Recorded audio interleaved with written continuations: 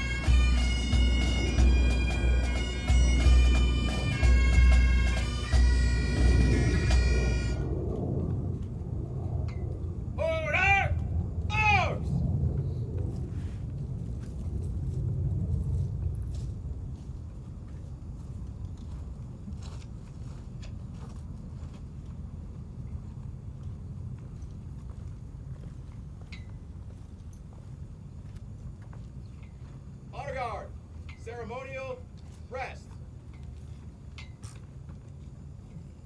Thank you. Go ahead and be seated. At this time, I'd like to introduce our chaplain, Damon Stage, to present the invocation.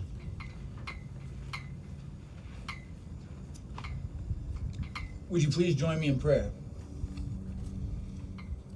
Almighty God, creator and sustainer of all, we come before you today with solemn gratitude for what this time represents. We read in your word the importance that is reserved for those who would voluntarily and sacrificially lay down their lives in service for others. We are reminded of the commissioning of the prophets who came before us. When the call went out from the heavens of, "Who shall we send, and who will go for us?" It was your faithful servants who answered readily, "Here I am, and send me." So too our society has asked that same question, and the men and the women who we remember and celebrate today echoed the same response. "Here I am, and send me." So, Lord, we ask for your blessing today to not only be upon this ceremony, but upon our agency and the countless others across our land. Would your righteous right hand continue to guide, to strengthen, and protect those who seek to protect us. We thank you for the multitudes who have come before us, and for those who are represented here now among us. In your kindness, would you help us to honor them and their ultimate sacrifice rightly. We ask this in all things, in your holy name, and amen. Thank you, Chaplain Stage. Now I'd like to introduce to you your Arapahoe County Sheriff, Sheriff Brown. Thank you, Lieutenant Reams. Good afternoon. I'd first like to say welcome to the Arapahoe County Sheriff's Office for this special event. I'd like to recognize a few VIPs and fellow elected officials joining us today. Commissioner Leslie Sumney, Mayor Stephanie Pico from the City of Centennial, Council Member Marlo Alston, Council Member Mike Sutherland, and Council Member Richard Holt. I'd also like to welcome South Metro Fire Rescue Chief John Curtis. Thank you for joining us today, sir. Sheriff Darren Weekly, Division Chief Jason Kennedy, and I'd also like to thank Deputy District Attorney Ryan Brackley from the 18th Judicial District and the investigators from the 18th Judicial District for joining us as well. Thank you all for being here today as we gather to honor and remember the brave men and women of law enforcement who have made the ultimate sacrifice in the line of duty. As part of the Arapahoe County community and on behalf of the Sheriff's Office, we pause during National Police Week to remember those and reflect on the courage, service, and dedication to their community, and to reaffirm our commitment to their legacy. After all of our representatives returned from Police Week last week, we like to take an opportunity to celebrate this locally, and that's what all of you are doing here today. Each name we remember today represents a life lived in service, a person who chose to run towards danger so that others could live in peace. They were more than their badge. They were sons, daughters, mothers, fathers, friends, and partners. Their absence leaves a hole in our hearts, but their impact lives on in every life that they touched, in every call they answered, and in every moment they stood between danger and safety. And we look at this wall today, and in Arapahoe County, we're very lucky to not have more names on here than are posted today. But last year alone, we lost 165 men and women in the line of duty across our great nation. And their names were etched on the wall in Washington, D.C. last week. And so this is part of that service, is remembering them as well. To those families who gave the ultimate sacrifice as well, your strength and resilience are a testament to their memory. We stand with you, not just today, but every day. You are part of the law enforcement family, and your loved ones will never be forgotten. To the deputies and officers serving now, your continued dedication is nothing short of extraordinary. In a world that doesn't always see the burdens you carry, we do. We honor your sacrifice, your long nights, your silent worries, and your unshakable commitment to protect others. As we remember the fallen, let us also renew our promise to serve with integrity, to protect with compassion, and to support one another as a family bound by purpose. Let the memory of those we've lost be more than their names on a wall. Let it be the reason we continue to lead with honor, courage, and unity. Thank you, and may we always be worthy of the trust our communities place in us. I appreciate each and every one of you being here today. I would like to welcome up, Jennifer Williams, the Colorado Cops President.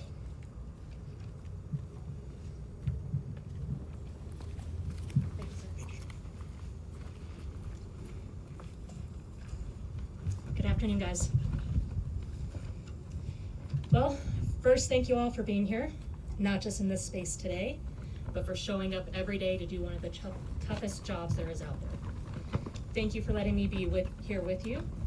I, again, am Jennifer Williams. I get the honor of saying that I am the president of the Colorado chapter of Concerns of Police Survivors. What that means is that we serve 1,200 of the fallen family members, co-workers of Losses of Colorado. It also means we're part of the organization serving some 80,000 across the nation. Again, it is my honor to be here with you today. I say honor because this role connects me every day to the strength, the sacrifice, and the spirit of law enforcement families, be it your blood or your blue family, who have faced the unimaginable and yet continue to stand, support, and inspire, no matter how long ago the loss was. While we gather today with heavy hearts, not just to remember, but to carry forward with the memory of the fallen. Each of their names, faces, and stories are etched into a department, a community, and into the hearts of those who knew and loved them. These losses are not just a moment in time, no matter the era or the generation. It is a lifetime that becomes lived differently for the families, the friends, and for the fellow officers. It is empty seats at family dinners. It is silence on a radio where once a familiar and trusted voice once spoke. It is a shift that never ends. Law enforcement loss is unlike any other. It strikes to the very core of service, taking someone who stood in the gap between chaos and safety and leaving behind a ripple that never truly fades. And while the rest of the world moves on, we remember on days like this. Today we pay tribute to your brethren within the Arapahoe County Sheriff's Department who made this ultimate sacrifice in the line of duty. Your heroes wore the badge with pride, served with courage, and gave their lives protecting the community they loved. Their names etched not only in this stone, but in your hearts, in stone in Golden, and stone in DC.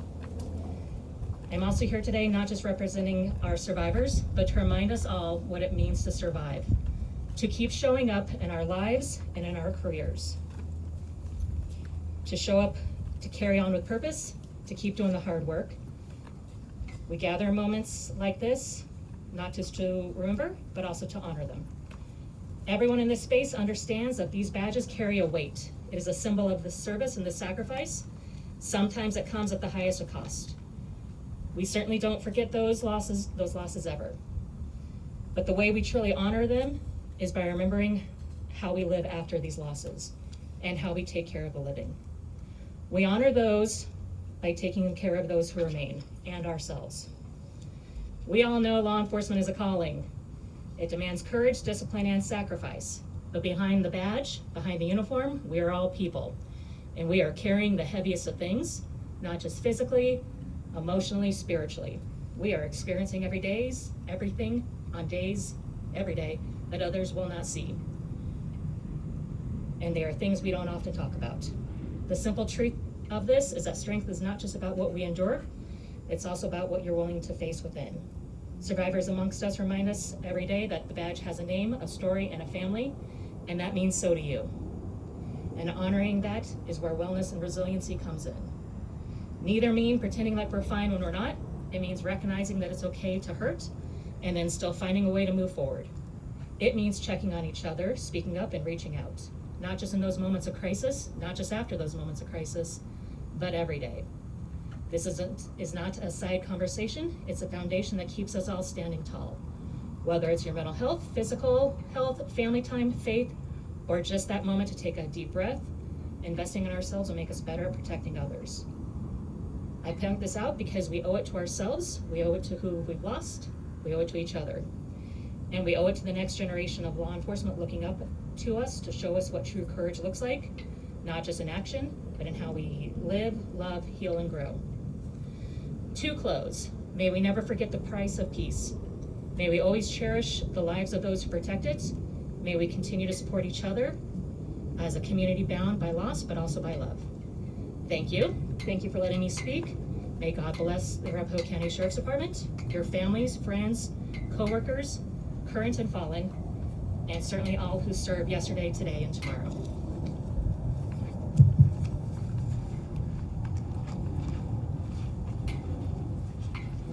Thank you for those inspiring words, Ms. Williams. We appreciate your attendance with us today. I'd now like to bring up the president of our FOP here, Deputy Jason Presley, to share a few words. Hey, good afternoon. Thanks everybody for coming today. This is one of our biggest crowds that we've had since we started doing this. This memorial was all started with an idea by Bureau Chief McClellan a few years ago, and this came a long way, and it's a special place for us. So, like the sheriff said, we have 5 on this wall, but it's 5 too many. I'm going to read you their stories. Deputy Gabriel B. Hollingsworth, Jr., end of watch, December 10th, 1887. On December 7th, 1887, 22-year-old Gabe Hollingsworth was sworn in by his brother, Arapahoe County Undersheriff Frank Hollingsworth, to help pursue escaped outlaw Newt Vorse, nicknamed the Deer Trail Desperado. Earlier that day, Vorse had shot a wounded deputy, Amos Cantley, near Deer Trail, Colorado. Vorse, a Union Army veteran, had escaped from the Arapahoe County Jail in May of 1887, where he was serving time for horse theft and assault. He terrorized residents near Deer Trail, Byers, and Agate for 6 months. Deputies, including Frank Hollingsworth and John Chivington, arrived by train to assist, but Vorse escaped again. While most deputies returned to Denver, Frank, Gabe, and others continued the pursuit. On December 10th, 1887, Vorse was located in a dugout on the Lyman H. Cole Ranch in what is now Morgan County. During a standoff, Gabe was shot twice in the chest and killed. Frank recovered his brother's body and returned it to Deer Trail before transporting him to Denver. Deputy Chivington led another group to the ranch, but Vorse had fled. After a week-long manhunt, Vorse was captured on December 18th at a nearby ranch following another shootout. He was convicted of second-degree murder on April 25th, 1888, and sentenced to 14 years in prison for the death of Deputy Hollingsworth. Gabe had no wife or children. His body was returned by train to his family in Browning, Illinois. Descendants of his siblings still live in Colorado and in Illinois. Deputy Sheriff Charles S. Wilcox, end of watch September 19th, 1899. In late 1874, a mail fraud scheme was discovered at a post office near Denver. Deputy Sheriff Charles Wilcox of Arapahoe County was sent to intercept the subject, John W. Johnson, who was expected to retrieve a registered letter confirming his involvement. Because the case involved the U.S. Postal Service, Wilcox was temporarily deputized as a U.S. Marshal. On February 20th, 1875, Johnson entered the post office with an associate, Ike Clodfelter. After signing for the letter, Johnson surrendered a pistol when approached by Wilcox. Believing Johnson was unarmed, Wilcox allowed him to step outside to tend to his horse. Johnson suddenly fled, pulling a hidden revolver from his boot and firing while running. As Wilcox pursued, Johnson turned and shot him in the thigh. Despite the wound, Wilcox grappled with Johnson, pushing him back toward the post office. Clodfelter appeared, aimed his revolver, and ordered Wilcox to let Johnson go. Johnson demanded Clodfelter shoot the deputy. Clodfelter refused, but handed his pistol to Johnson, who tried to fire it again. Wilcox twisted Johnson's arm, preventing the shot. Clodfelter then took the pistol and shot Wilcox in the back. The 2 suspects fled. Sheriff David J. Cook and Deputy Frank Smith tracked him to Pueblo, Colorado. During a snowstorm and a 13-mile horseback pursuit, another gunfight ensued. Both suspects were wounded and captured. In Denver, an angry crowd threatened to lynch them, but the sheriff calmed the situation and secured them in the jail. Deputy Wilcox survived but never fully recovered. One kidney was destroyed, the other damaged, and he suffered from Bright's disease until his death on September 19, 1899. His injuries, sustained in the line of duty, ultimately cost him his life. His courage and sacrifice remain a lasting legacy. Under Sheriff Benjamin Lee Gorman, end of watch, June 20th, 1945. On June 19th, 1945, Under Sheriff Ben Gorman and Inglewood Police Chief Jess Riddle arrested a theft suspect and previous convicted felon, Wayne Simpson. The suspect was brought to the sheriff's office in Littleton for questioning and later consented to a search of his rented basement room at 325 West Alamo Street in Littleton. Once inside the room, Simpson conversed with the 2 officers for nearly an hour as they searched. During this time, he began rifling through 2 suitcases on his bed. Without warning, Simpson pulled out a .38 caliber revolver and declared, "This gun is loaded, and I'm going to kill both of you." He aimed the weapon at Undersheriff Gorman, who reached for his blackjack and charged in an attempt to subdue Simpson. Simpson fired, striking Gorman in the right side. As Gorman fell, Simpson fired, and Chief Brittle missed. Brittle returned fire, hitting Simpson 3 times and staggering him. Brittle then dragged Gorman outside. Hearing another gunshot, he returned to find Simpson dead of a self-inflicted gunshot wound. The next day, on June 20th, 1945, Undersheriff Gorman succumbed to his injuries at Porter Sanatorium. He was 29 years old. At his funeral on June 23, 1945, members of the Inglewood Police and Fire Departments honored him by serving as pallbearers. He was laid to rest at Fairmount Cemetery in Denver, Block 47. Undersheriff Gorman had served as an Inglewood police patrolman for 2 years before his appointment by Sheriff Charles Foster. He is remembered not only as a dedicated law enforcement officer, but also as a loving husband to his wife Shirley and a devoted father to his 3 children, Charles, Jane Kay, and Connie. He was survived by his parents and several siblings, including his brother George, who had just returned from World War II service in Italy and Africa 1 week before Ben's tragic death. We honor Undersheriff Gorman's service, sacrifice, and enduring legacy. Investigator Roland Oliver Lackey, end of watch October 27, 1993. On October 27, 1993, Investigator Roland Lackey died in the line of duty after suffering a massive fatal heart attack following an intense search for a missing 5-year-old child. Investigator Lackey is memorialized on both the Colorado and National Law Enforcement Officer memorials. Investigator Lackey spent part of his youth in Lima, Peru, where he became fluent in Spanish. He served in the U.S. Air Force before beginning his law enforcement career. Over 3 years, he served with Denver Police Department, Commerce City Police Department, and ultimately joined the Arapahoe County Sheriff's Office in 1980. During his time with ACSO, he worked in several specialized roles, including patrol, the motorcycle unit, a field training officer, hostage negotiator, and eventually an investigator. On August 2, 1993, Investigator Lackey was assigned as the lead on the Lorianne Lowe murder case, one of the most violent crimes in Denver's infamous summer of violence. The case received national attention. He vowed to Lori's family that he would solve the case if it was the last thing he ever did, and he kept that promise. Shortly after solving that case, Investigator Lackey participated in an unrelated search for a missing child. During that operation, he suffered a fatal heart attack in the investigation's office in the old ACSO headquarters on Littleton Boulevard. Several fellow investigators immediately attempted CPR but were unsuccessful. Investigator Lackey was survived by his wife Robin and his 4 children, Nathan, Laura, Matt, who is now a Morrison police officer, and Thane, as well as other relatives and many friends.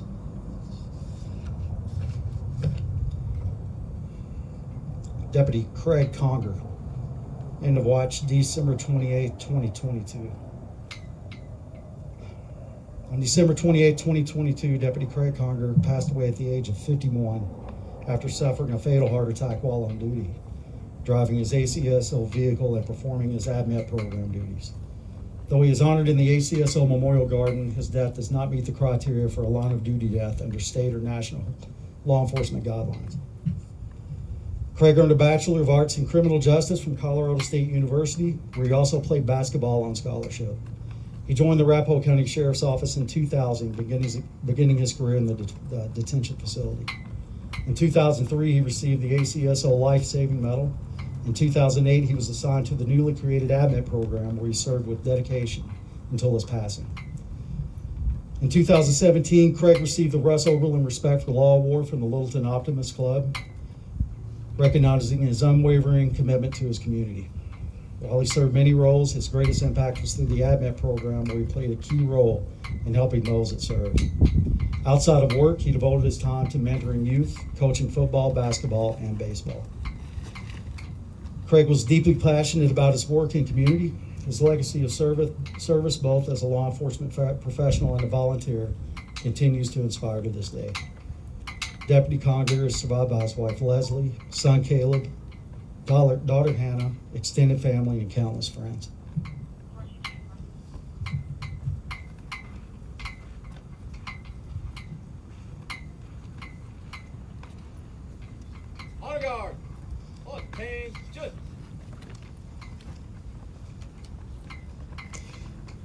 Throughout history, the tolling of a bell has long been utilized to honor armed service members and first responders who have given their lives in the performance of their duties. Today, we sound 7 tolls, each followed by 7 seconds of silence.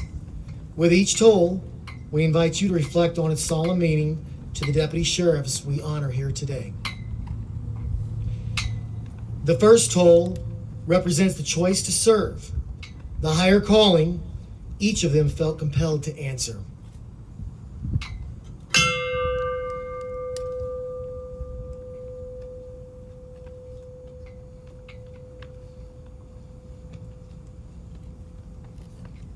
The second toll represents camaraderie, the brotherhood entered into when they made the choice to put on the uniform.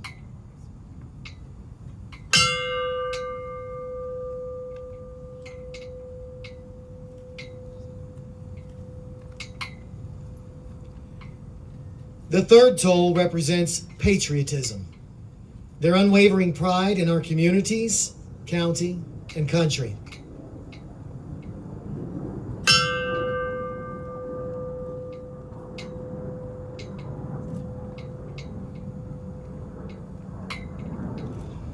The fourth toll represents respect, earned through their service to the citizens of Arapahoe County.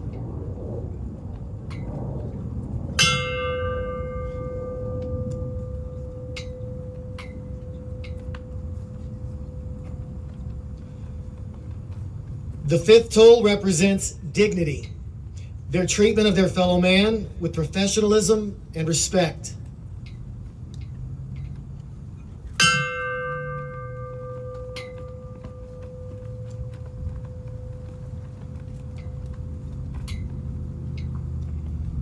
The sixth toll represents honor, the respect owed to these fallen deputies by those gathered here today.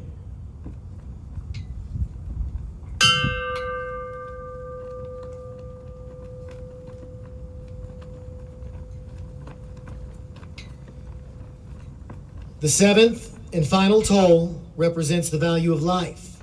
As we reflect on the sacrifice of the men memorialized here today, may we remember to celebrate how they lived as we honor how they died.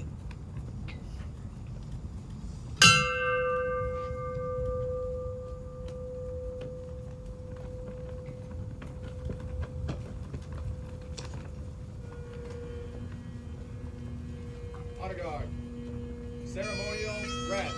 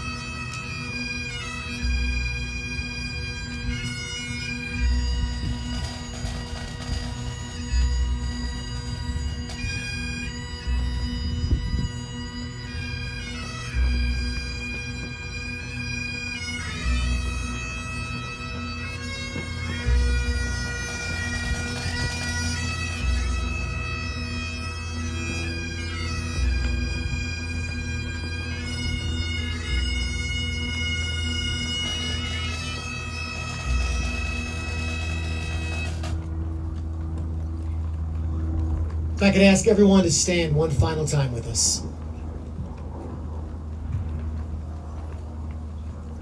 All uniformed personnel, attend! Raise it!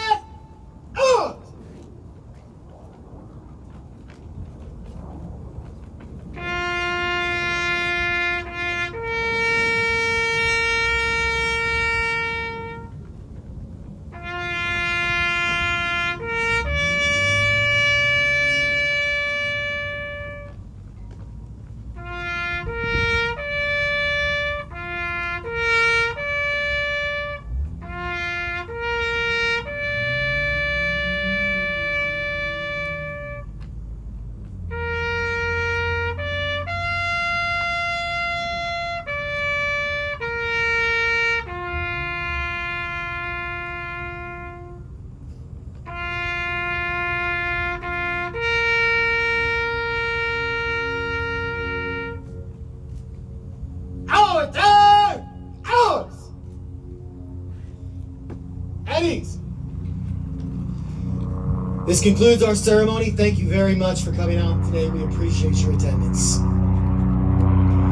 If you'd like, there are refreshments in the community room inside the building here.